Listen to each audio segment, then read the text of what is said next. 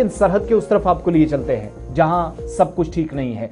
पाकिस्तान ने भी यौम आज़ादी मनाया, भारत ने भी यौम आज़ादी मनाया, लेकिन एक बहुत बड़ा खित्ता जो पाकिस्तानी अथॉरिटीज, पाकिस्तानी एस्टैब्लिशमेंट्स और इस्लामाबाद से आज़ादी मांग रहा है। और इस बीच जब एहतिजाजी मुजाहिरों में शिद्दत आई तो फिर से गोलियां बरसीं। पाकिस्तानी मकबूजा जम्मू कश्मीर में मजीद 4 अफराद की हलाकत की तस्दीक हुई है। 50 अफराद जख्मी हुए हैं मुख्तलिफ हिस्सों के अंदर, खासतौर से रावलाकोट की मियानी के अंदर जहां फायरिंग हुई है। फायरिंग में मरने वालों की तादाद 4 बताई गई है, 50 प्लस जख्मी हुआ। और इस तरीके से ओवरऑल जो अभी तक नंबर्स हैं वो पहुंच गए हैं 125 के करीब, 125 तक आदादोशुमार जो अभी तक बताते हैं। ताज़ा वाक़ई में जहां पर फ्रंटियर कॉर्प्स की तरफ से, मकामी पुलिस की तरफ से कार्रवाई की गई है और 2 अफराद का जनाजा पड़ा जा रहा था, जिसकी तस्वीर आपके सामने है रावलाकोट के ईदगाह ग्राउंड में। इस दरमियान फिर से फायरिंग होती है, अफरा तफरी का आलम और मजीद 2 लोगों की हलाकत हुई।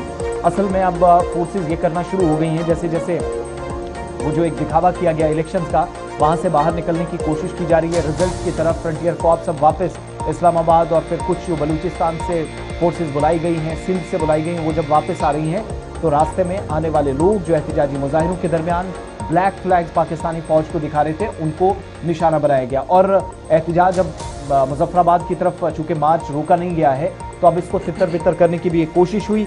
एक मैसिव कैंपेन चली, क्रैकडाउन चला, गिरफ्तारियां हुई, लोगों को हिरासत में लिया गया जिनका बहुत सारे लोगों का अभी तक पता नहीं, लेकिन हलाकतों की तादाद 125 तक पहुंच गई है। बैनुल अक़वामी इदारों की जानिब से भी इस बात की तस्दीक की गई है।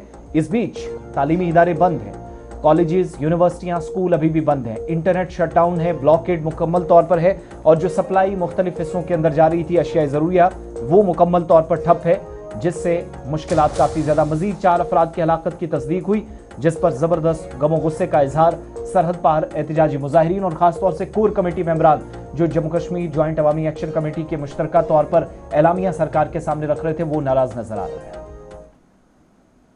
बातिल फोर्सेस हैं, उन्होंने बर्बरियत की एक इंतहा कर लिया। उधर पूरा पाकिस्तान जो है वो जश्न आज़ादी बना रहा है और हम अपने भाइयों की मैयतें जो है वो ला रहे हैं। ये जुल्म इन फोर्सेस का और ये बर्बरियत दुनिया याद रखेगी। और ये कुछ बेगैरत जो टोले फिर हमसे ये बकवास करते रहते हैं कि तुम हमें अपने भाइयों की बॉडियां दिखाओ, बेशर्मो तुम्हें इतना खून कहाँ से हम दिखाएं।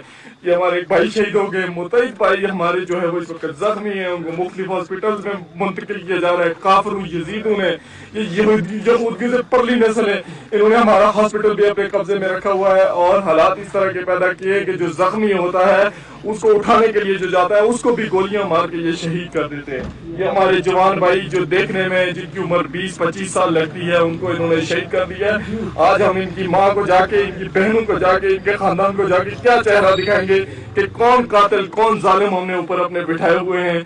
और ये आप हालात इस वक्त देखें, एक भाई जो है हमारे जख्मी है, एक भाई हमारे शहीद हो चुके हैं और मुतैद भाई जो है वो शहीदों जख्मियों का हमें पता नहीं है कि कितने जख्मी हैं।